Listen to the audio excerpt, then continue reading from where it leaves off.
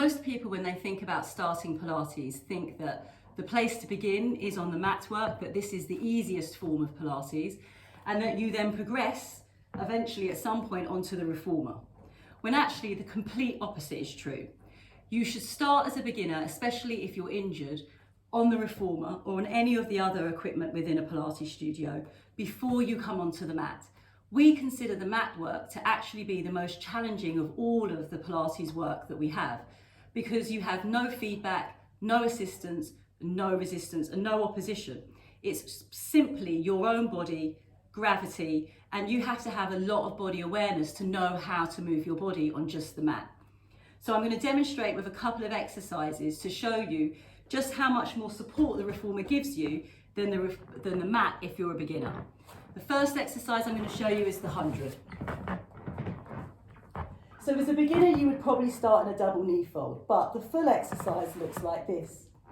Your arms are overhead, so on the inhale you raise your arms, nod your chin to your chest, and then exhale, lift up into your 100.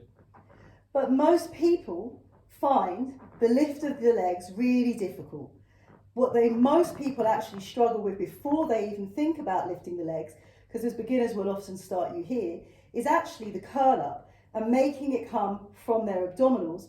Most people will just use their head and their neck, and you can hear how that's changed the tension in my voice because I'm all in my neck and nothing in my abs.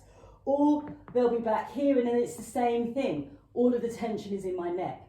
Actually bringing their chin to their chest and coming into a curl up is actually really quite difficult to begin with when you're not sure how to get mobility through your ribs. On the Reformer, you would have your hands in handles and the spring. And then as I inhale, I lift my head, and now I've got something to help my curl up, because as I press down, I reach into the spring and it makes it easier for me to lift and then pump my arms. And I haven't got to worry about what's happening with my head or my neck. It's leg circles. Here the spring is pulling back into my feet. So as I send my legs out straight, I've got something pulling my legs back in towards me, which makes it easier for me to just leave my legs here. They're supported. I'm not having to hold the legs up myself. And then I can circle and just concentrate on the freedom of movement of my thighs in my hips. These are actually a lot of people's favourite exercise. Now on the mat, our leg circles look like this. Very, very different. One leg is up towards the ceiling, and again, even this is tricky in the beginning. Holding your leg up without it dropping away from you, keeping the leg as straight as you can, keeping the hips back, the ribs back into the mat, and then inhale across, exhale, circle.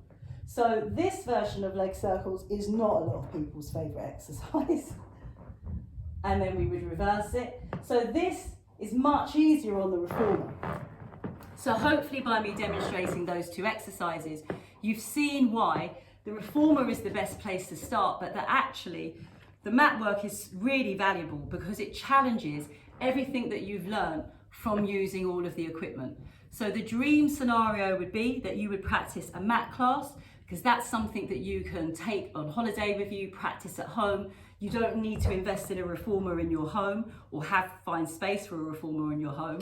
But then you use the equipment for your body to really start to understand Pilates and how your body works and where to move your body from.